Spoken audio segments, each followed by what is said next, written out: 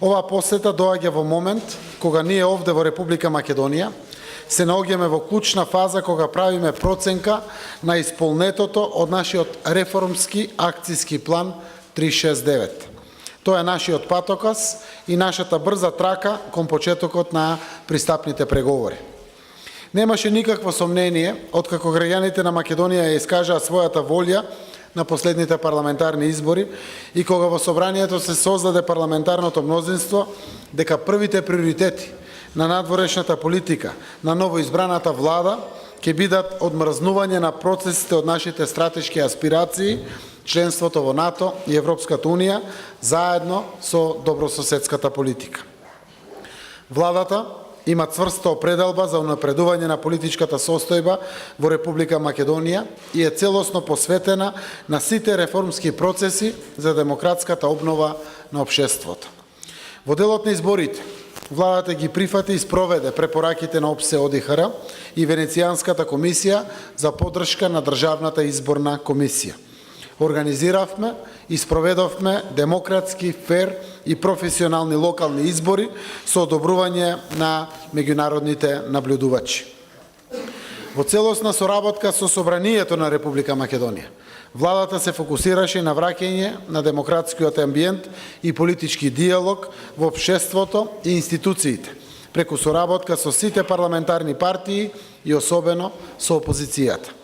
Владата во голема мера постигна соработка и кохабитација со институцијата председател на Република Македонија.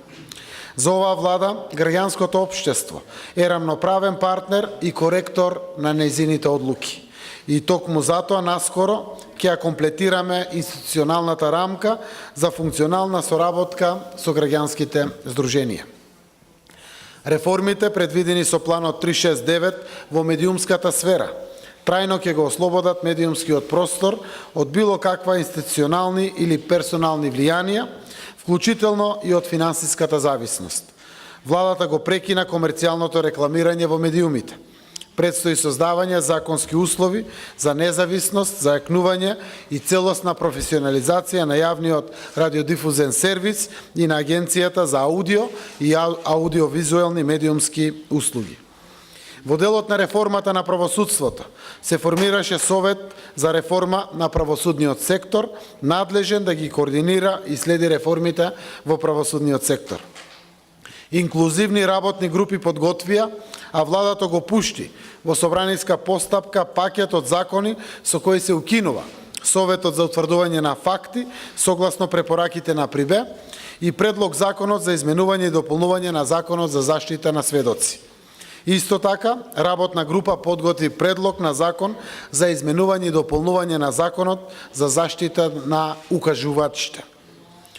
До крајот на овој месец ќе биде усвоена стратегијата за реформа на правосудниот сектор 2017-2022 со акцијски план согласно препораките на Европската комисија. Завршницата на интензивната фаза на овие реформи е предвидена до крајот на оваа година. Капацитетите на Народниот правобранител беа зајакнати со одобрени нови вработувања во канцеларијата на Омбудсманот до крајот на годината. Во делот на реформите на разузнавачките и безбедносните служби, МВР спроведе интензивни консултации за моделот за реформа на разузнавачкиот и безбедносниот систем. Се основаше работна група за надзор над работата на Управата за безбедност и контраразузнавање и на Агенцијата за разузнавање и за надзор над примената на мерките за следење на комуникациите. Го формиравме Националниот комитет за спречување на насилен екстремизам и борба против тероризам, чија работа ќе даде резултати многу скоро. Почитувани, реформата во правосудството треба да отвори простор за вистинска независна судска власт, која ќе го искорени криминалот и корупцијата и на граѓаните ќе им ја врати вербата дека правдата во Македонија е возможна. Со сеопфатна реформа на безбедносните и разузнавачките служби, низ отворена експертска и јавна дискусија, до крајот на годината ќе биде усвоен пакет од закони неопходни за реформа на системот за следење на комуникациите, како и за воспоставување на дворечен механизам за негова контрола. Основна цел ќе биде да воведеме демократска контрола на разузнавачките служби, нивно законско работење и целосна заштита на граѓанските и човековите права, што ќе ја врати јавната доверба во институциите. Превземени се активности за целосна деполитизација и професионализација на администрацијата и за градење на квалитетна и сервисно ориентирана јавна служба. Напоменувам, ова се само врвни приоритети. Другите реформи течат континуирано. Почитувани, домашните реформски иницијативи и активности во надворешната политика никогаш не биле подинамични.